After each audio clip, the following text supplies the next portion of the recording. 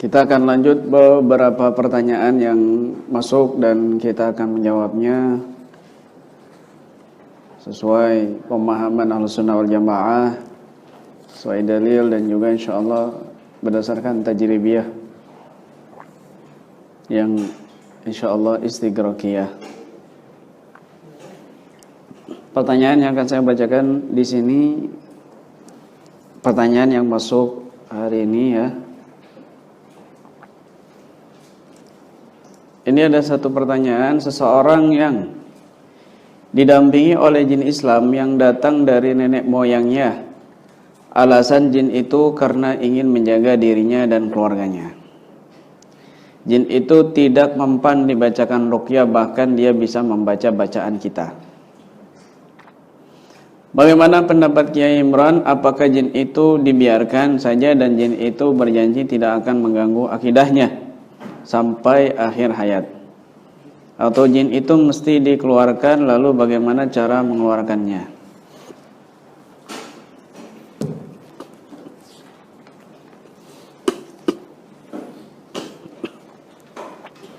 Sering saya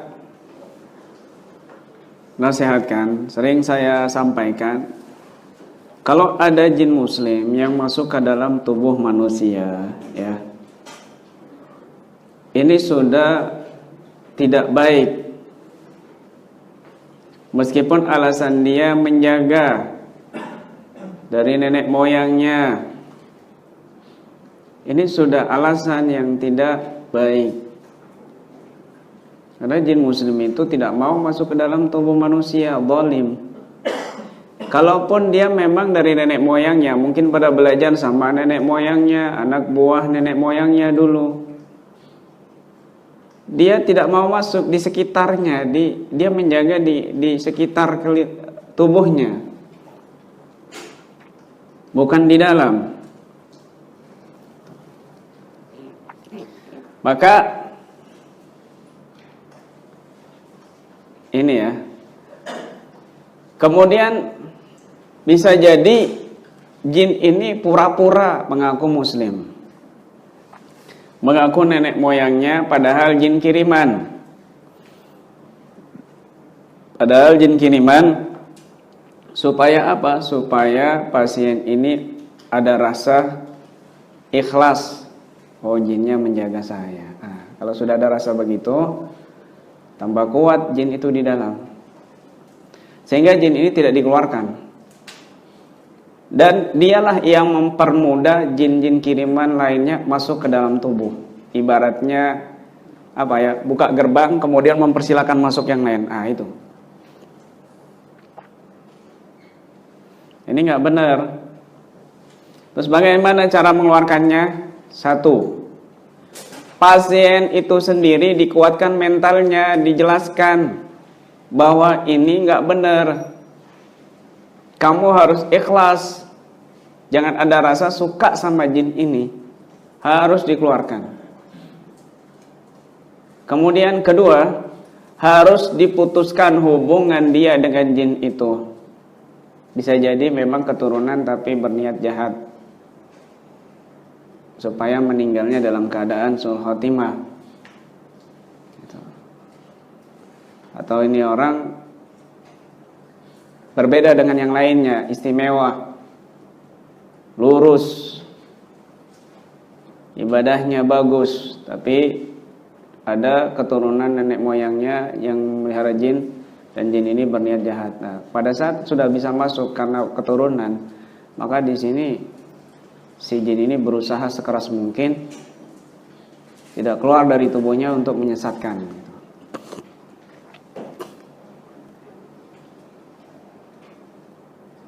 Kemudian bila itu pasien ya, bukan praktisi, maka pasien ini kita ijazahkan bila perlu ya. Kita ijazahkan. Ini lagi pertanyaan, man, jangan ngaling-ngalingin nanti, man. Lewat samping sini, man.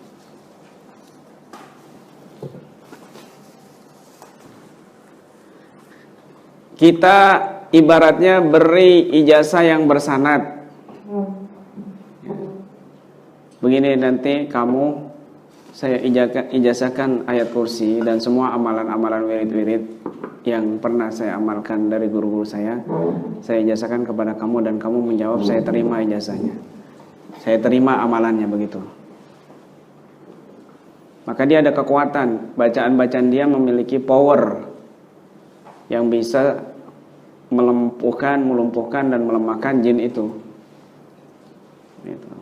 Baru nanti kalau seandainya masih kuat, nah kita tinggal terakhir cara yang paling ini efektif adalah kita suruh tutup mata, kemudian kita berdoa kepada Allah untuk menunjukkan kelemahan jin tersebut dengan teknik pembukaan mata batin. Kan ada tuh di buku praktisi. Kita tutup matanya begitu. Kalau memang betul-betul kamu ingin sembuh, tutup matanya, lalu kita membacakan ayat Alimul ghaibi wa syahadati war-rahmanur rahim. La tudrikul absar wa huwa yudrikul absar wa huwal latiful khabir, dan seterusnya. Kemudian kita berdoa, ya Allah tunjukkan kepada dia, tampakkan kepadanya kelemahan jin yang ada di dalam tubuh orang ini. Nanti orang itu akan melihat kelemahan jin tersebut.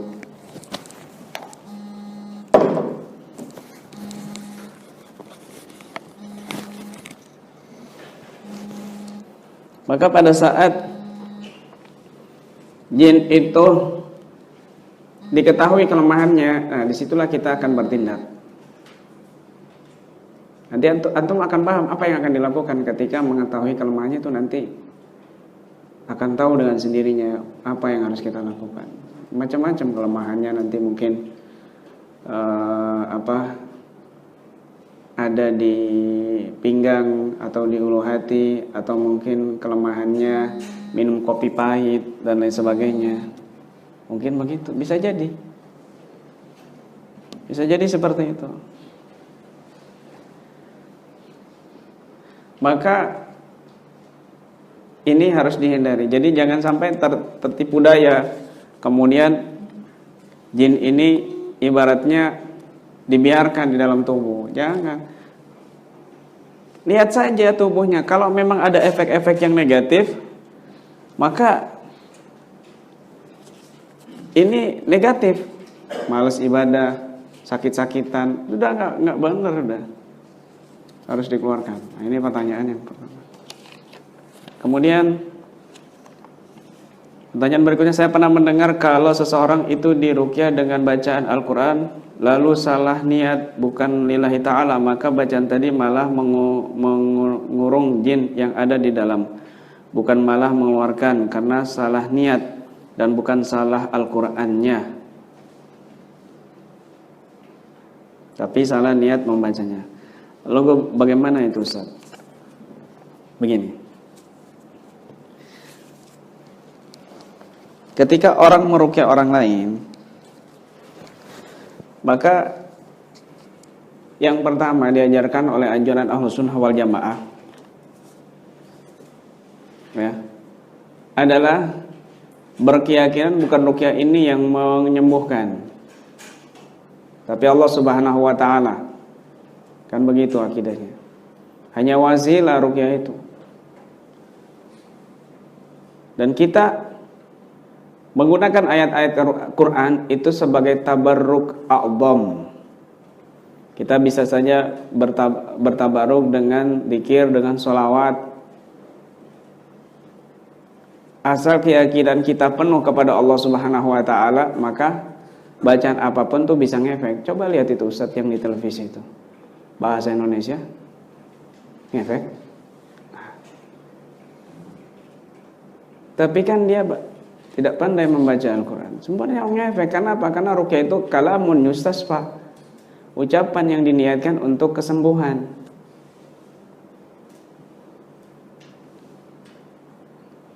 Antum misalnya meruqyah orang lain, bukan pakai bacaan Quran, bukan pakai zikir, bukan pakai sholawat, bukan pakai doa, bukan pakai bahasa Indonesia, bukan pakai bahasa Arab, bukan pakai bahasa Indonesia, tapi apa? Keluar kamu wahai jin yang ada dalam tubuh, keluar. Al-kalamu wal abdul murakabul mumidhu bil wad' keluar. Jinnya keluar. Orang yang mantap itu mantranya itu. Padahal Jurmiyah yang dibaca. Nah, bisa juga.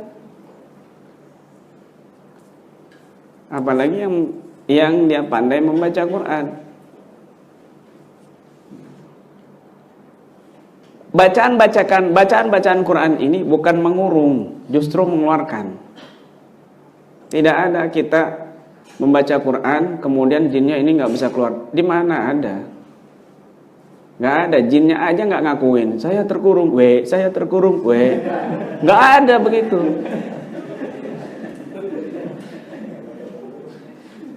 Nggak ada, yang ada malah kepanasan. Dia panas begitu. Karena dia nggak bisa keluar, mungkin diikat sama dukunnya, ada buhul. Jangan, inilah pemahaman orang awam. Kadang-kadang dia nggak bisa baca Quran, tapi dia alasan kalau orang baca Quran meruqyah itu bisa, kalau salah niat bisa mengurung. Ini orang bodoh ini, nggak ngerti agama. Dia nggak bisa baca Quran kok.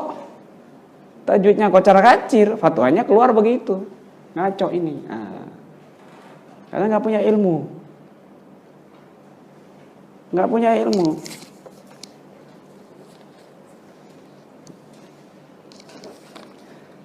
Kasus. Berarti bukan pertanyaan ini. Ada seorang mengobati pasien yang gila dengan apa nih? Gila. Oh, yang gila. Oh, maksudnya Orang gila. ada seorang mengobati pasien yang gila, dengan ruqyah. Kirain ada seorang mengobati pasien yang gila dengan ruqyah. Ada koma. Saya bingung. Setelah meruqyah ternyata sang peruqyah menjadi gila.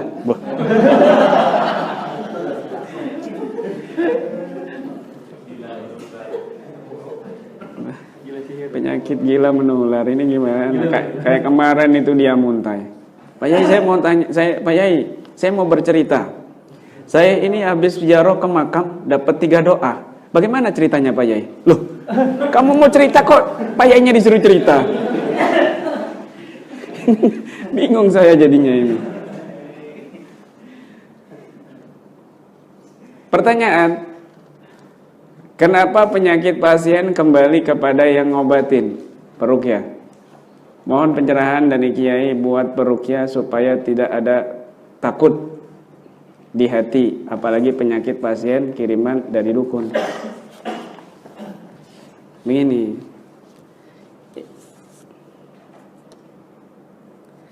saya belum pernah melihat ada peruqyah ngobatin orang terus peruqyahnya gila. Belum pernah saya lihat. Kalau error memang banyak. Awalnya memang error kan. Banyak itu. Maksudnya error itu aneh gitu. Kita kan KBRA, keluarga besar rakyat aneh kan.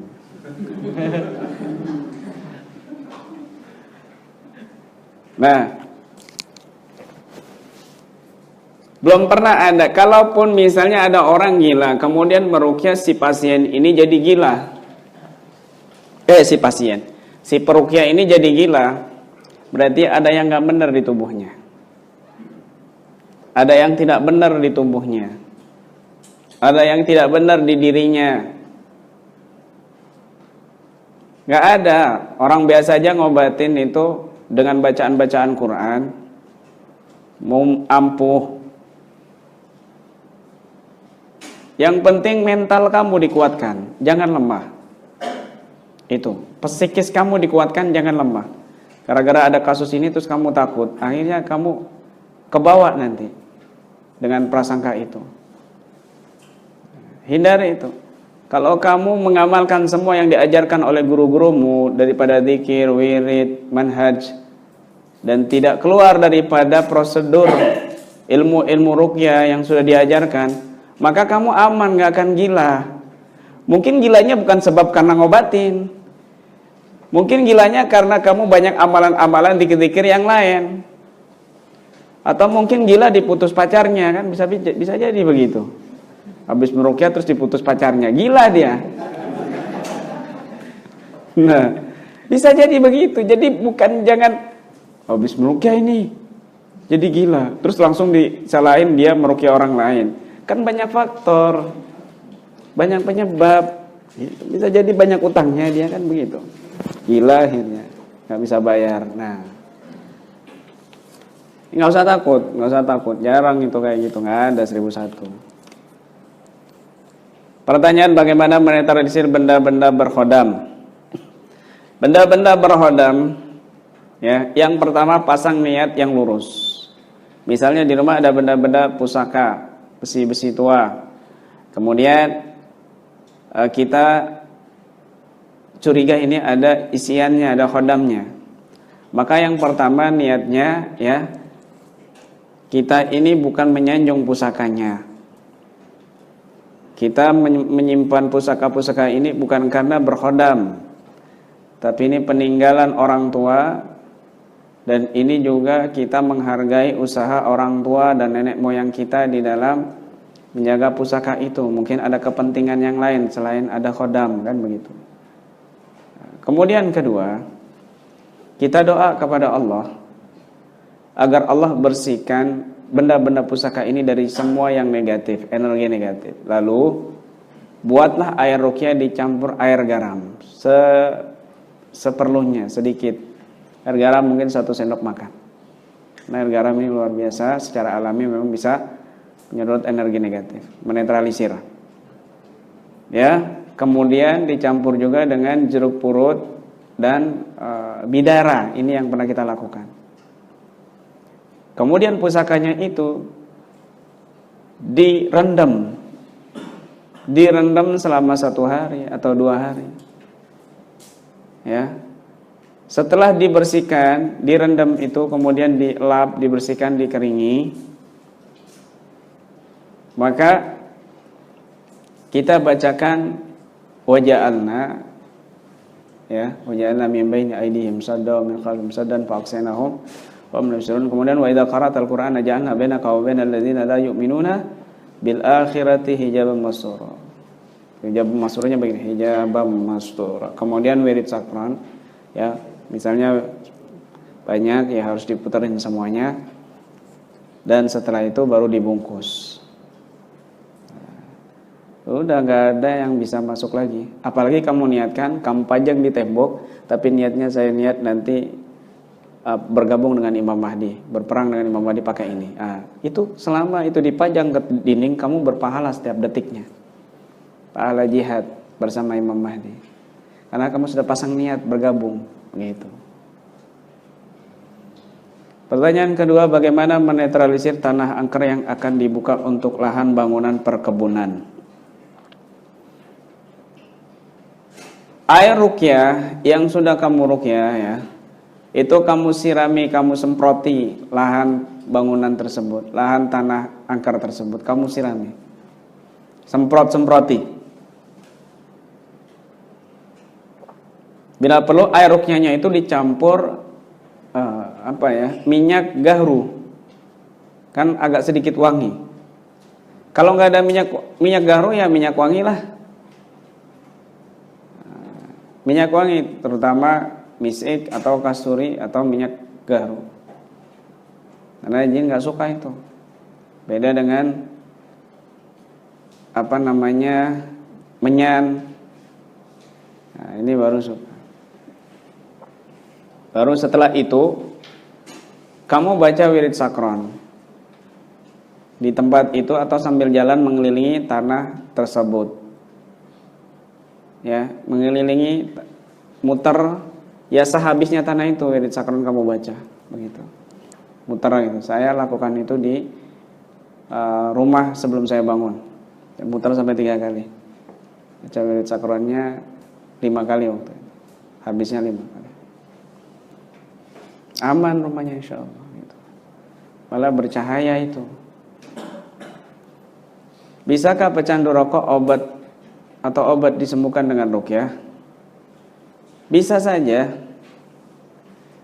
Kalau memang dia pecandu obat-obatan atau obat-obatan ini bisa juga dia biasakan konsumsi setiap harinya air ruqyah, jangan air yang lain. Dia harus minum air ruqyah, dan air ruqyahnya ini kita niatkan. Ada doa-doanya. Ya Allah, jadikan setiap partikel obat dari segala macam. Ini kita niatkan, ya Allah, jadikan setiap molekul daripada air ini penghilang rasa kecanduan dari minum obat ataupun rokok. Begitu. 1 galon kamu bacakan itu. Makanya teman-teman itu di Jawa itu, mereka itu ada air 1 galon yang enggak pernah dikasih ke orang lain sebelum sampai 40 hari. Jadi setiap sholat itu dia baca setiap harinya, atau sholat tahajud itu dia baca, dibuka galonnya. Dibuka galonnya. Baca doa faqusihi rotibul haddad, kemudian wirid yang lain setiap malam. Kemudian ditutup lagi. Terus setiap malam sampai 40 hari. Nah, itu baru dikasih diminum sedikit saja sudah ngefeknya luar biasa. Sedikit saja disemproti sudah luar biasa panasnya. Ada lagi kayu bidara ataupun kayu gahru, kayu kauka, dilebur di air, dicampur minyak wangi dan dibacakan selama sebulan atau 40 hari. Tidak pernah dilepas itu. Baru setelah 40 hari, 1 bulan diambil tasbihnya itu. Oh, sudah luar biasa. Sudah luar biasa itu. Sama juga dengan pecandu rokok. Nah, ini pecandu rokok kita harus dorong atau support orangnya ini untuk meninggalkan rokoknya. Kalau orangnya nggak mau meninggalkan rokoknya, terus kita ruqyah, ya nggak bisa. Terus habis rokoknya. Disedot-sedot kan gitu. Harus ada kemauan diri sendiri juga, nggak bisa. Pertanyaan keempat, apabila seseorang menikah dengan jin, apakah bisa menghasilkan keturunan dari kedua belah pihak? Menurut ulama, ada di kitab Al-Muhimmatun fil Asya' Muhimmah fil Jan, yang saya dapatkan dari Turki, kitab Bevi secara gratis kitabnya itu. Memang dulu sering bikin surat-surat minta kitab ke kitab Bevi Turki. Sampai sekarang pun berjalan. Pernah tahu kan? Gratis itu kitabnya, dapat 30 kitab saya. Bagus kitabnya. Kalau minta nulis bahasa Inggris, dapatnya kitab bahasa Inggris.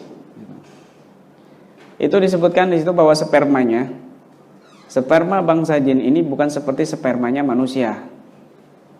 Berbentuk, ada materinya, kemudian bercair, tidak. Tapi dia seperti hawaiyah, bersifat hawaiyah. Ada kepuasan juga ketika dia berhubungan. Ada cerut-cerutnya juga. Tapi bukan keluar sperma. Gitu. Nah, itu tidak makanya ketika digitukan sama sama jin, ya, diapemkan sama jin, ini nggak wajib mandi, tidak wajib mandi. Kadang-kadang orangnya nggak tahu kalau dia diperkosa sama jin, bangun-bangun sudah nggak berpakaian. Banyak kasusnya seperti itu. Pernah nemu? Ada perempuan, padahal dia hafid Quran. Dia seorang hafidhah. Selalu hampir tiap malam bangun tidur tiba-tiba pakaiannya sudah lepas atau kadang-kadang sudah basah. Padahal nggak ada siapa-siapa, rumah terkunci, kamar terkunci.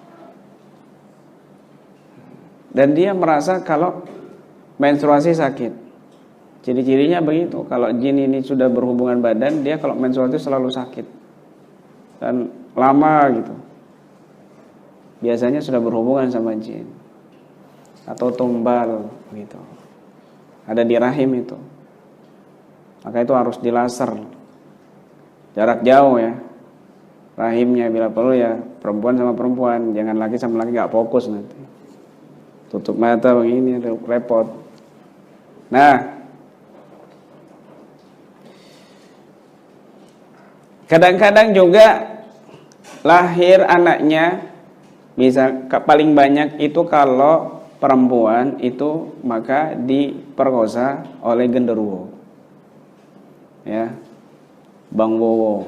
Kalau di Jawa sebutannya Bang Wowo, Jarwo. Nah, ini Bang Jarwo ini ya suka nafsunya itu besar. Makanya kalau ada laki-laki kemasukan genderuwo biasanya tuh syahwatnya besar sekali. Pikirannya poligami terus. Makanya kalau ada pikiran pingin poligami, khawatir dia ada genderuwonya.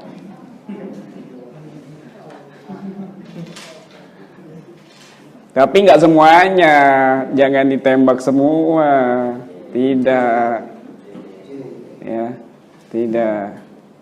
Yang gengge ini yang curigain saya ini. Nah, kalau laki kuntilanak, kalau laki ya kuntilanak yang memperkosa, gitu. Jangan bayangin perempuan cantik jelek kuntilanak itu. Ini bahaya, kadang-kadang akhirnya lahir anaknya ini sifatnya seperti genderuwo. Atau mungkin zatnya berbulu banyak, kan gitu. Genderuwo itu berbulu banyak, badannya besar kayak agak seperti King Kong. Ya. Kurang besar dari Ustadz Amin.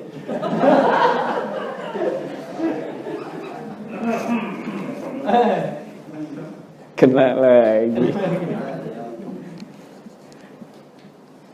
Memang ini saya sewaktu dulu bisa melihat memang begitu kenyataannya. Dan bulu, mukanya juga berbulu, agak apa namanya itu? Bukan seperti rambut saya begini, lurus begini, enggak. Apa namanya? Rambutnya ini kayak perempuan begini. Kayak orang hutan. Kayak orang hutan. Tapi kukunya panjang, matanya merah. Mukanya jelek. Lebih jelek daripada monyet. Begitu. Nah, itu genderuwo. Dan kekuatannya bermacam-macam. Tidak semua genderuwo kekuatannya sama. Tidak, macam-macam. Ada yang lebih kuat, ada yang biasa, ada yang gampang. Gitu. Nah, pertanyaan kelima, ada kejadian bayi dalam kandungan hilang. Kemanakah bayi itu perginya?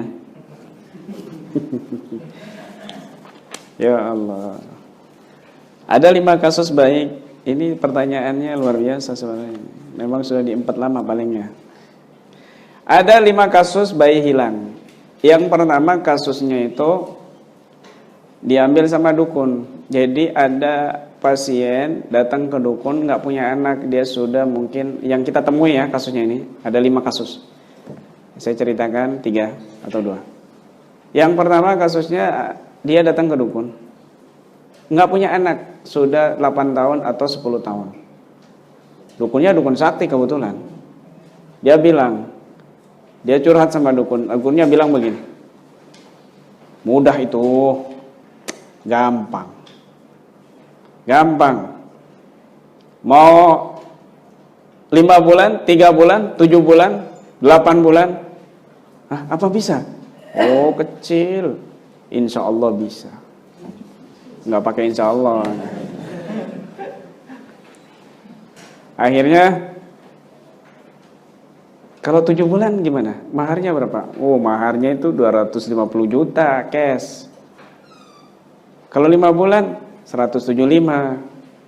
Kalau 3 bulan 85 bisa kurang gitu. Harga hematnya paketnya nggak ada itu sudah harga net itu 85 juta. Mau nggak? Ya sudah, nggak apa-apalah 3 bulan. Seminggu lagi kamu datang bawa uang cash 85 juta. Siap Mbah? Siap dia.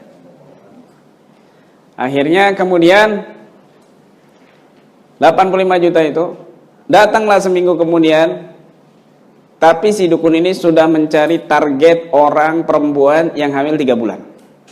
Dicari di kampungnya itu atau di sebelah kampungnya. Ada, itu diritualkan. Cari tahu siapa namanya, ini keluarganya gimana, kelemahannya, kelengahannya. Apakah dia orang yang kuat ibadah? Kalau kuat orang ibadah biasanya gagal. Cari yang lemah. Cari yang mentalnya lemah, psikisnya lemah, terganggu bila perlu. Ini yang gampang. Itu seleksi dukun itu. Nggak sembarangan. Akhirnya ketemulah.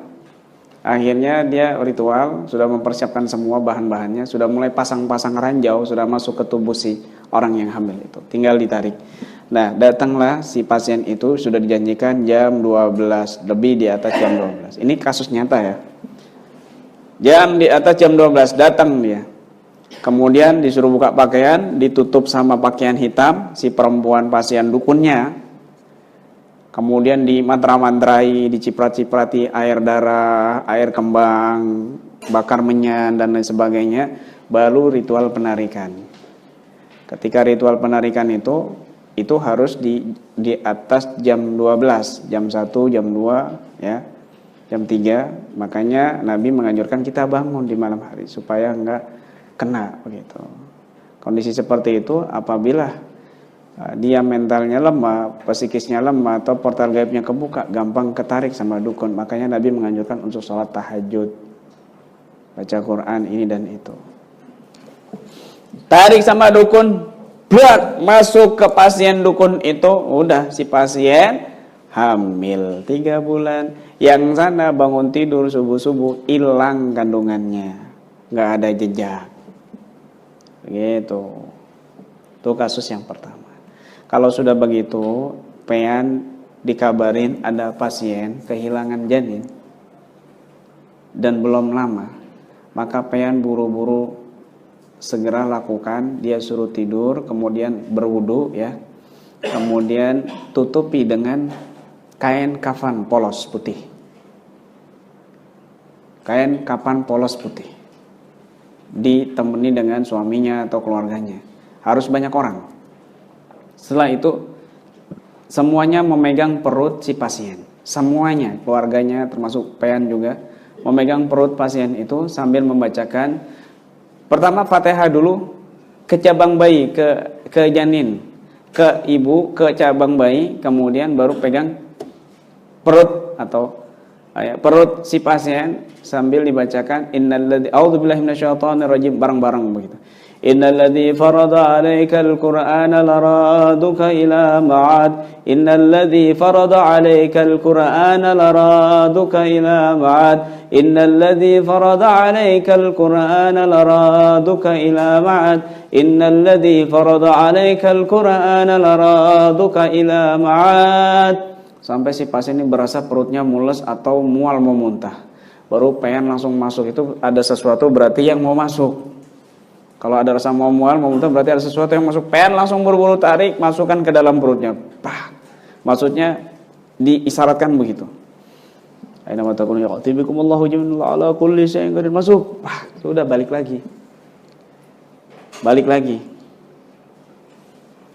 Nah, kalau memang masih baru, ibaratnya belum lebih dari 2 bulan, 3 bulan, kehilangan baru 1 minggu, insya Allah mudah. Apalagi masih 1 hari kehilangan, pean diundang di telepon, lakukan tadi itu, balik insya Allah.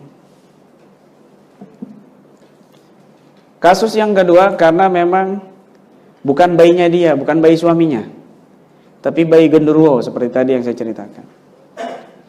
Kalau malam dia selalu diperkosa, suaminya kadang-kadang tidur di luar, seolah-olah ada suaminya di sampingnya. Pas dia sadar, loh ada suaminya di luar, lah ini siapa? Tadi berhubungan badan sama dia.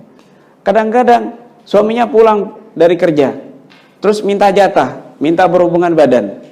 Nggak lama dia balik lagi keluar rumah, ibaratnya pergi lagi, kerja lagi. Besoknya suaminya datang, loh kok balik lagi mas, balik-balik terus, balik lagi. Kapan baliknya saya?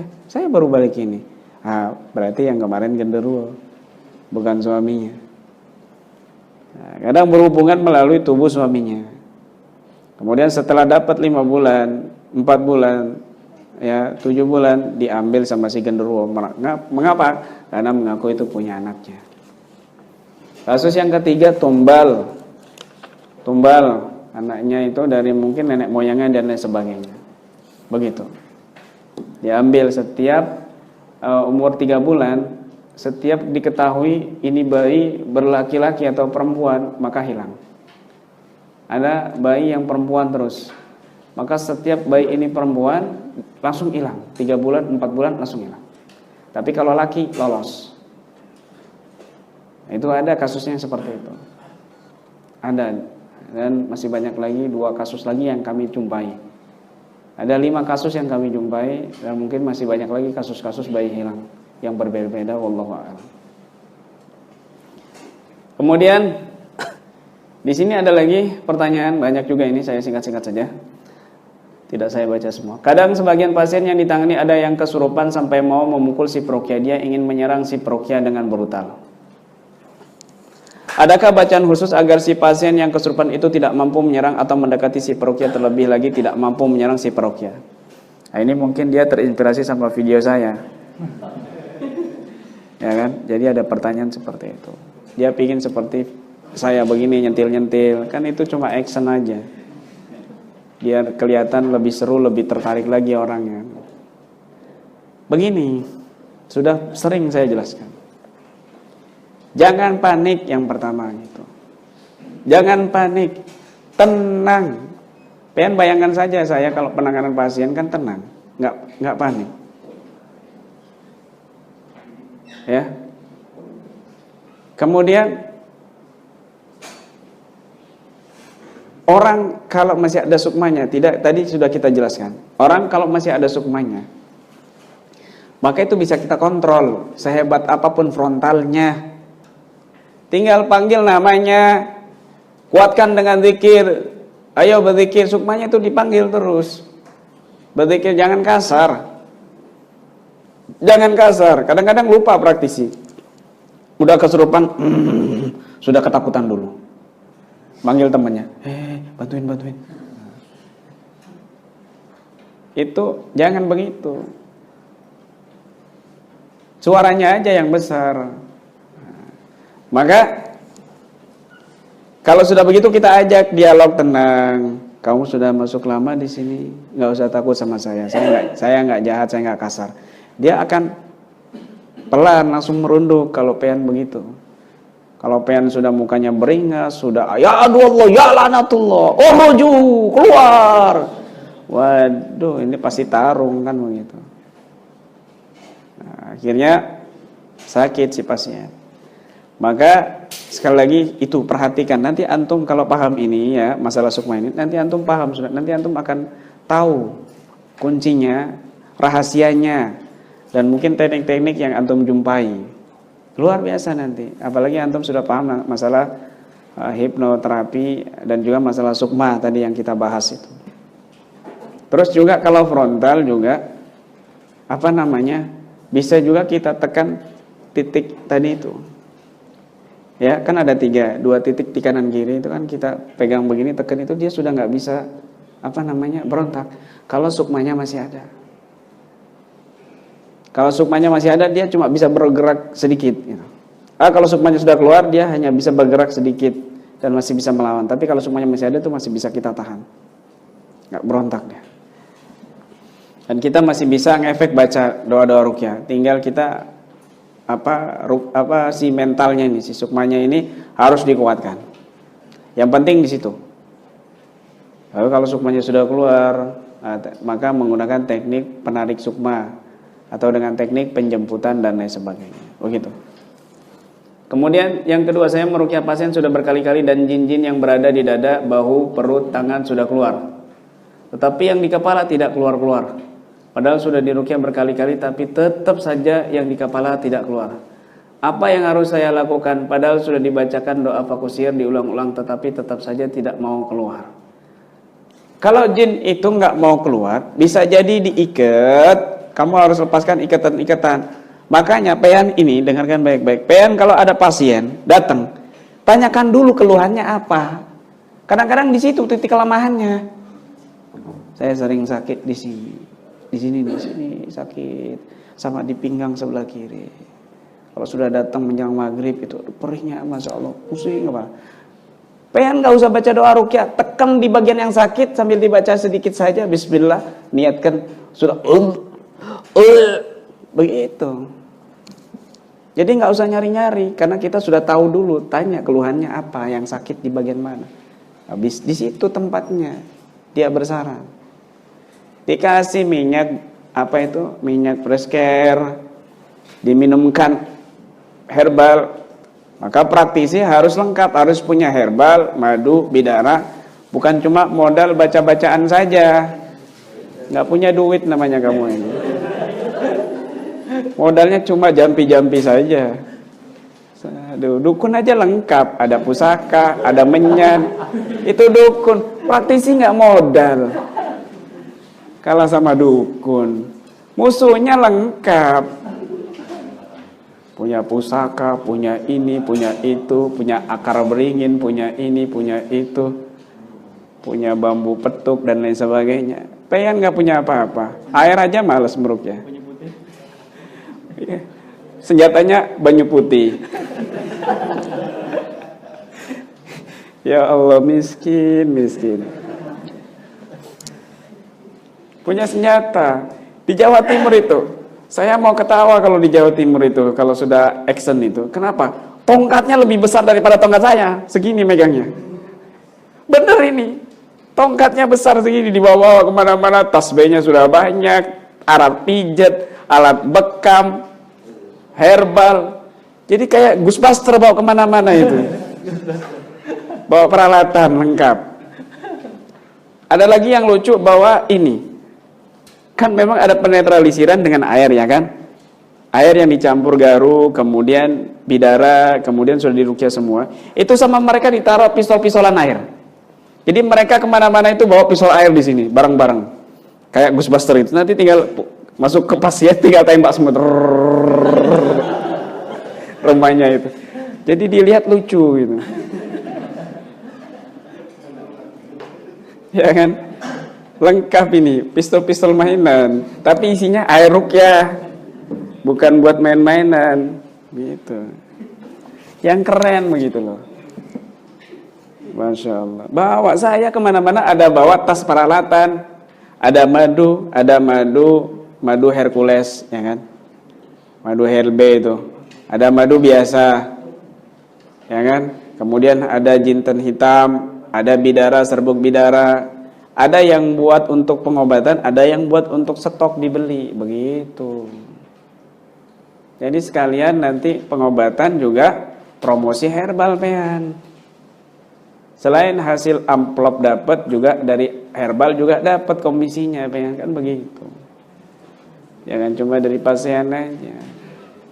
Kalau pasiennya miskin ya sedekah pean, itu nasibnya kan.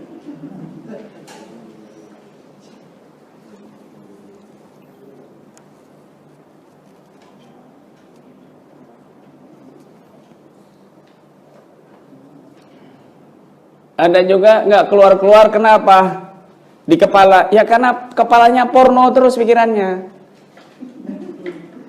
Tempeleng aja nanti keluar. Porno tok kamu pikirannya ini. Suruh keluarin. Keluar nyantol di situ dia. Gitu. Kadang-kadang pean ini tergambar perempuan berambut panjang ya. Terbayang perempuan berambut panjang. Kemudian film ada perempuan berambut panjang. Kemudian lihat di mobil dengar lagu nostalgia misalnya, wah penyanyinya misalnya Dewi Yul ya kan, rambutnya panjang begitu. Itu kadang-kadang itu isyarah ilahiyah. Itu notification dari Allah bahwa kamu ada kuntilanak yang ngikutin. Cuma kamu nggak paham-paham. Dikasih berkali-kali notification, nada deringnya begini, nggak paham-paham. Baruqyah begitu. Banyak Allah kasih tahu cara. Macam-macam. Masya Allah. Kalau kamu tenang, tidak panik, selalu ada jalan keluar. Mesti itu. Meskipun nggak ada timnya lengkap, nggak ada tim mediator, nggak ada tim detektor. Jangan bersandar sama tim detektor ataupun tim mediator. Jangan. Ini yang salah. Jadinya dia tenang kalau ada mediator, seolah-olah sakti. Karena ada mediator. Dia datang nangani pasien, PD luar biasa, semangat luar biasa. Kenapa? Karena ada detektor. Coba kalau nggak ada mediator, nggak ada detektor, malas dia ruqyah. Hilang bacaan simainya, ruqyahnya. Kenapa? Bersandar sama mediator dan detektor. Ini salah. Ini menyesatkan. Adakah cara metode mengetahui tanda-tanda atau ciri-ciri makanan dan minuman yang dikasih racun sihir? Pasien-pasien kami itu memang sering sekali dia curhat, "Ayah, saya ini malas sebenarnya diajak makan sama orang tua." Kenapa? Paling sering saya itu ngelihat di rumah makan, jin itu buang ingusnya di makanan sama lendir dari mulutnya itu, terus dimakan sama orang-orang. Saya kan jijik, saya nggak makan, dimarahin sama ayah. Saya bisikin, "Ayah, udah jangan percaya gitu-gituan." Gimana ini Pak Yai solusinya? Saya makan langsung mules perut saya. Gini gampang kok.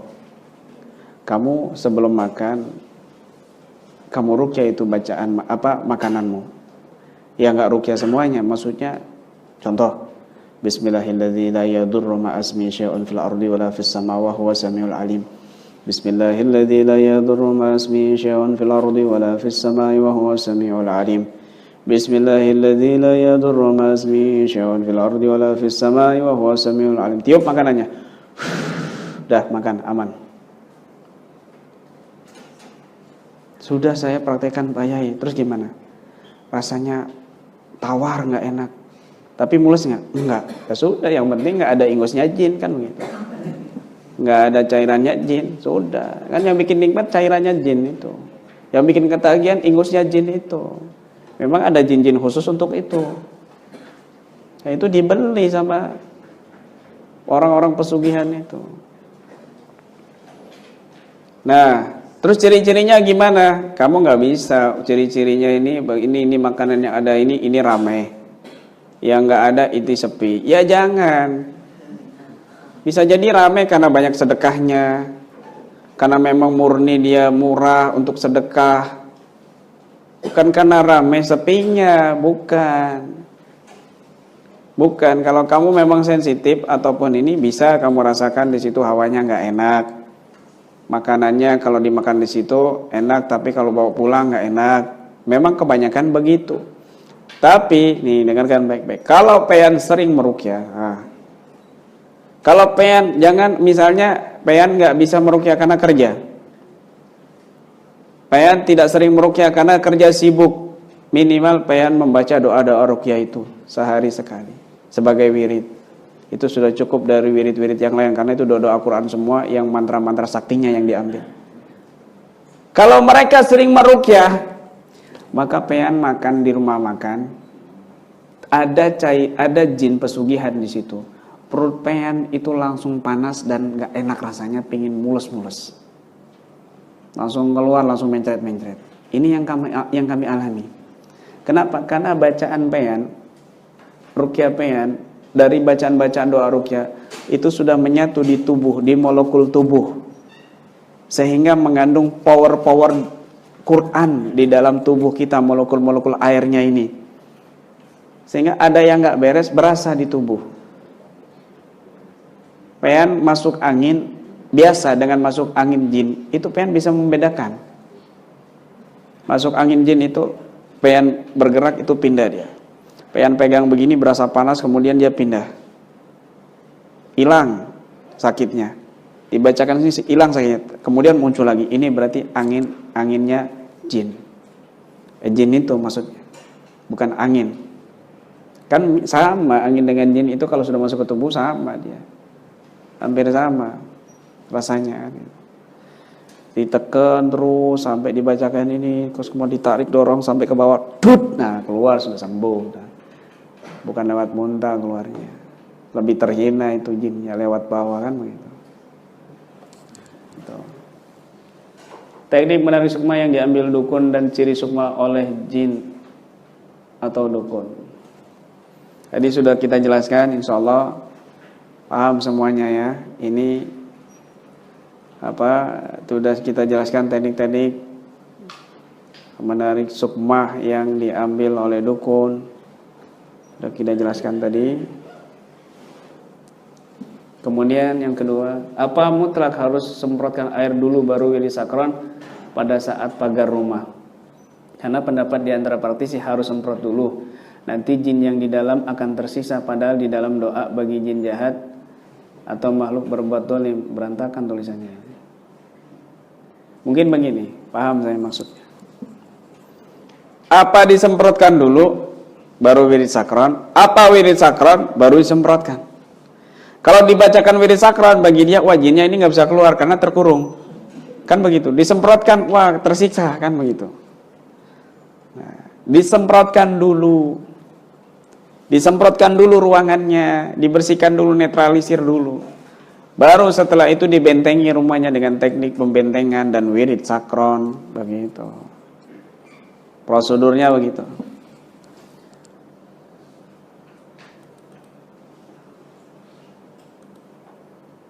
Minta penjelasan mental lemah dan spiritual agama lemah untuk memberikan nasihat untuk maki pasien dan praktisi, karena praktisi ada juga yang terbawa perasaan baper. Mana ini?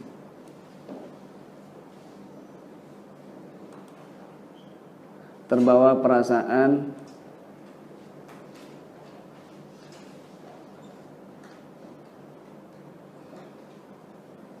hatinya mudah tersinggung. Hatinya mudah tersinggung.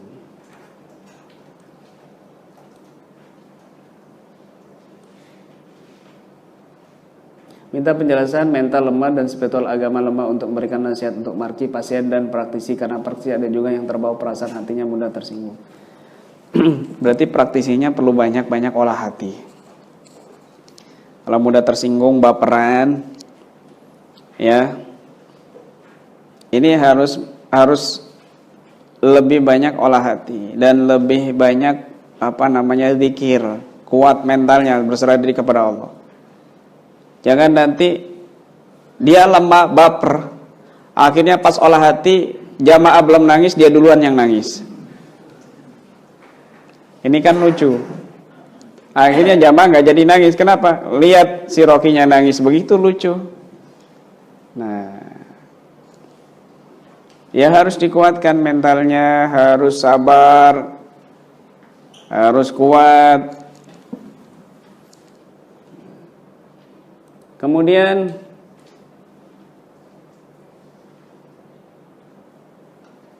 pernah ketemu dengan pasien yang koma lebih dari 3 bulan, bingung apa yang mesti dibaca.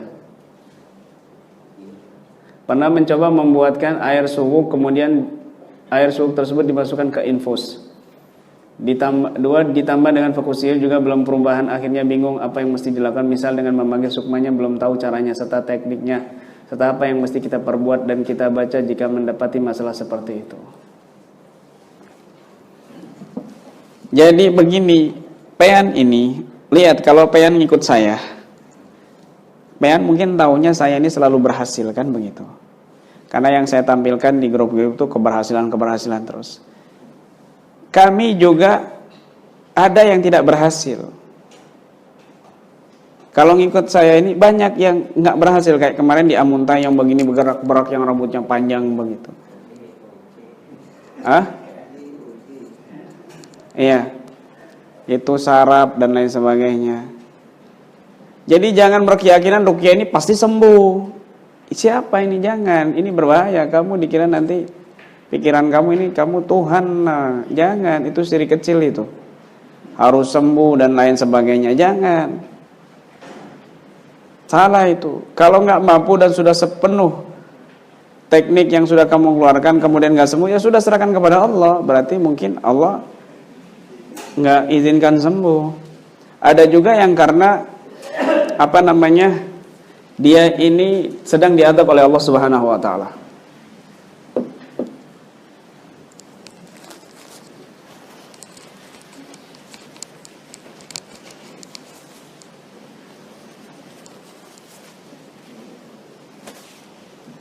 sedang diadab oleh Allah Subhanahu wa taala. Bagaimanapun pengen meruqyah nggak akan bisa. Kalau pengen terus memaksakan, pengen yang juga kena hukuman dari Allah nantinya. Contoh misalnya begini. Ada ibu-ibu parah digotong pakai kasur. Ini hati ibu-ibu datang itu, saya hati sudah nggak enak. Maksudnya tuh nggak suka sama dia. Entah kenapa, padahal saya nggak pernah berpikiran nggak suka sama pasien. Saya selalu menganggap itu keluarga, ibaratnya begitu. Tiba-tiba dia datang, saya nggak suka. Pas dia ditudurin juga ternyata benar, dia ngomongnya macam-macam, misa-misu, berkata kotor, ngatain orang dan sebagainya. Matanya melek, diajak ngobrol, tapi kalau diajak ngobrol ngomong sendirian, ngata-ngatain orang, ngomong-ngomong nggak benar. Akhirnya pas kita ruqyah ini dan itu, aduh, kok kenapa perasaan ini nggak semangat ya meruqyah ibu ini? Bla bla bla bla bla. Ponakannya cerita bahwa bibinya ini sering membunuh orang lain dengan cara ilmu hitam. Di ritualnya sendiri ada orang musuhan sama dia, ponakannya yang ngasihin dia malam hari ritual, nggak lama mati yang benci dia. Sering lakukan begitu. Artinya dia dukun. Dia itu dukun. Tapi giliran dia kena adab, pingin diruqyah. Korbannya kita tanganin oleh peruqyah. Giliran dia kena, pingin diobatin oleh ruqyah. Kan kurang ajar dukun kayak gini. Terus pengen mau paksa sembuh. Oh sudah, lepas tangan sudah, ini adabnya Allah. Adabnya Allah itu, jangan ikut-ikutan kamu. Kena kamu nanti sama ikut-ikutan. Begitu. Ada lagi dilema, suami istri datang. Kemudian istrinya pucat kurus, ya Allah kasihan ngelihatnya. Di ruqyah muntah darah, kok darah langsung keluarnya. Bahaya ini, baru-baru saya mikir begini kan. Kemudian sampai dia berarti jinnya nih sudah di alam bawah sadarnya. Langsung saya dialog. Dari mana kamu? Sudah lama kamu di tubuh ibu ini? Jawab, sudah lama kamu di tubuh ibu ini? Iya. Tanyakan saja ke suaminya. Aku ini kiriman dari suaminya menumbalkan istrinya untuk kekayaan, untuk menggapai istri-istri keduanya dan ketiganya. Aduh, lagi-lagi. Kalau saya mau bilang sudah, saya pura-pura. Sudah, jangan banyak fitnah kamu, jangan bohong kamu. Sudah, keluar aja, keluar. Aku tidak bohong. Sudah keluar. Kenapa? Muka suaminya garang. Kalau saya bilang, Pak, jangan begitu Pak. Ayo tobat. Bisa kita yang kena nanti. Ustadz fitnah ini. Nah, padahal dia melakukan. Jangan, sudah. Kita kasihan sama istrinya juga. Mau kita bantu, suaminya kita mau ngomongin takut tersinggung. Suaminya minta tolong sama kita. Ayo, gimana jenengan? Ini bingung saya, ini solusinya gimana ini? Ada begitu, 2 kali saya jumpai itu. Ya Allah, nggak tega. Akhirnya apa? Ibu saya kasih amalan ya. Ibu saya kasih amalan. Begini doa begini. Ya Ustaz, sudah, yang sabar ya. Ya Pak Ustaz. Setelah sadar itu, ini setelah kita keluarkan yang terakhir itu, saya yakin masih banyak. Karena suaminya menumbalkan yang lain, anaknya itu meninggal gara-gara tumbalnya dia. Giliran istrinya, dia sayang sama istrinya, nggak mau istrinya meninggal. Akhirnya diobatin yang dia ini, perlakuannya dia sendiri kok. Perlakuan jahatnya sendiri. Istrinya ternyata 3. Ya benar berarti kata jinnya ini tadi. Cuma saya nggak mau jadi fitnah, akhirnya saya tinggal. Sudah, ibu saya kasih amalan aja begini.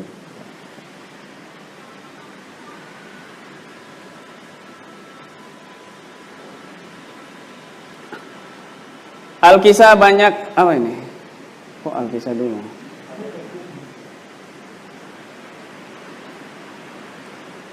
Al-Kisah, banyak hal aneh yang kami dapati saat mau berdanding. Apa ini? Mau berdanding celana yang mau dipakai. Tiba-tiba terpotong sebelah sampai lutut kayak seperti dipotong dengan parang. Kami cuma diam, ini pertanda apa? 1 minggu habis kawin diketahui perkawinannya tidak direstui keluarga pihak wanita. Kakak kami tiba-tiba terkena serangan. Kakak kami melihat istrinya seperti rupa anjing dan bila berbentuk manusia tapi tidak punya kemaluan. Kakak kami juga dibuat lupa ingatan dan tidak tahu keluarga lagi sampai-sampai hampir gila, tidak mau pakai baju, tidak mau mandi, sholat dan lain-lain. Kejadian ini berlarut sekian minggu. Walhasil kami berusaha mencari penanam orang pintar kemana-mana. Alhamdulillah sekarang sudah membaik, tapi sekarang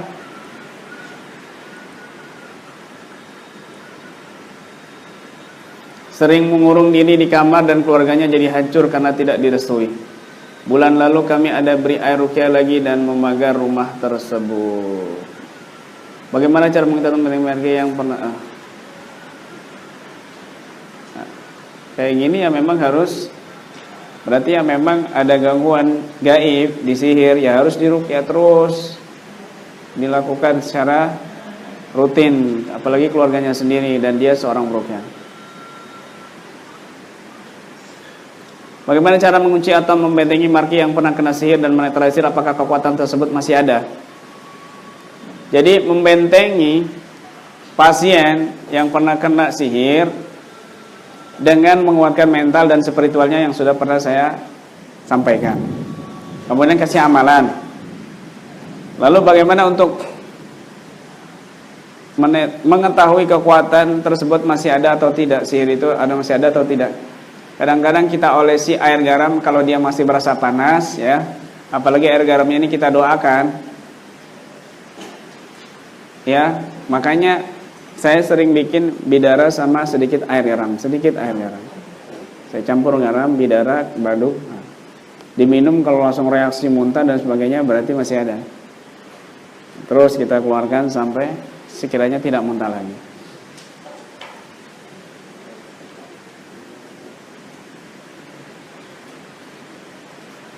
Di dalam panduan buku ruqyah itu, ketika dalam proses ruqyah ada tangan dan kan di dahi dan ada di dada, ada di perut. Terus gimana dengan orang cacat nggak punya tangan?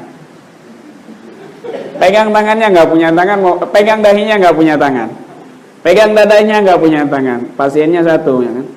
Dia bingung ini gimana ini? Ya kamu yang melakukan atau keluarganya. Bawa keluarganya, misalnya laki-laki, ya kamu pegang keningnya dia, perut, dadanya dia, perutnya dia, kamu yang dorong-dorong begitu. Atau keluarganya yang memegangin, gampang, simpel. Jika seseorang udah jelas ada penyakit gaibnya tetapi dia tidak mau diruqyah dan tidak mau dikasih air ruqyah sedangkan keluarga minta diruqyah, gimana jalan yang terbaiknya? Apakah bisa diruqyah dengan jarak jauh atau bagaimana? Di dalam keluarga besar ruqyah aswaja anti, kalau orang tidak mau diruqyah jangan paksa diruqyah. Meskipun keluarganya yang minta, kamu nanti yang kena, keluarganya nggak berani sama si itu. Misalnya ini anaknya jahat luar biasa. Keluarganya ibunya sih minta, ayo diruqyah tolong Pak Ustadz, tapi dia nggak mau.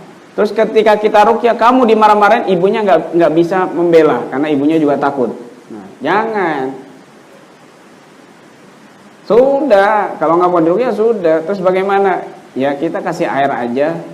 Kita kasih air ruqyah semampu ibunya ini. Bagaimana caranya? Minumkan air ruqyah tanpa sepengetahuan si itu. Selesai, gampang.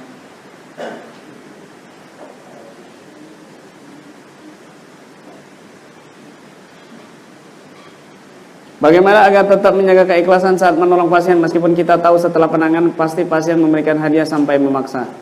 Loh, kalau dikasihkan hadiah ya jangan pura-pura kamu nggak mau. Ini bodoh namanya kamu ini. Dikasih hadiah terus nggak mau katanya, memaksa. Loh, itu rezeki kamu, terima. Kalau kamu nggak terima kadang-kadang pasien ini merasa mungkin mau sedekah dan lain sebagainya.